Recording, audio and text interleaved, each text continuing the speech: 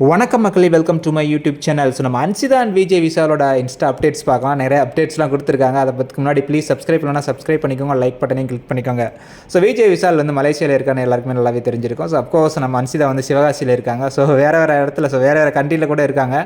But வந்து டிஃப்ரெண்ட்டான ஈவெண்ட்ஸில் இருக்காங்க. ஸோ விஜய் விஷால் மலேசியாவுக்கு வந்ததுக்கப்புறம் ஒரு கிராண்டான கார்லாம் கூட்டிகிட்டு வந்து ட்ரம் செட்லாம் அடித்து பயங்கரமாக வந்து அவருக்கு வந்து வரவேற்புலாம் கொடுத்துருந்தாங்க. அது மட்டும் இல்லாமல் அவர் இன்றைக்கி மனசலாயோ சாங்க்கெலாம் ஆடி செமையாக ஆடி இருந்தாருங்க. ஸோ ரொம்ப நாளுக்கு அப்புறம் வந்து விஜய் விஷாலோட டான்ஸ் பார்க்க முடிஞ்சது பிக் பாஸ்க்கு அப்புறம்.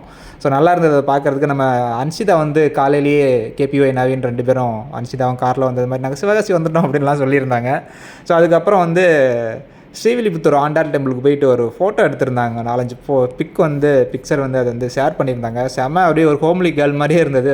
இப்படி தாண்டா இருக்கணும் பொண்ணுனா அப்படிங்கிற மாதிரி இருந்துச்சு பார்க்குறதுக்கு. ஸோ அதுக்கு நம்ம விஜய் விஷால்லாம் லைக் பண்ணியிருந்தாருங்க. ஸோ விஜய் விஷால், சௌந்தர்யா, அப்புறம் சாச்சனா, சுனிதா எல்லாருமே லைக் பண்ணியிருந்தாங்க. ஆனால் பிக்சர் வந்து செம்மையாக இருந்தது. ஒரு குடும்ப பொண்ணுனா அப்படி இருக்கணும் அப்படின்னு மாதிரி. அது மாதிரி இந்த ஸ்ரீவில்லிபுத்தூர் கோபுரம் இருக்குல்ல, so symbol of Tamil Nadu, so அதுக்கு முன்னாடி இருந்து எடுத்துகிட்டு அதை வந்து போஸ்ட் பண்ணியிருந்தாங்க. பார்க்குறதுக்கு நல்லா இருந்துச்சு. ஸோ வேறு ஏதாவது அப்டேட் இருந்தால் நான் உங்களுக்கு அப்டேட் பண்ணுறேன். நீங்களும் ஏதாவது தெரிஞ்சால் எனக்கு தெரியப்படுத்துங்க. Thank you, stay tune.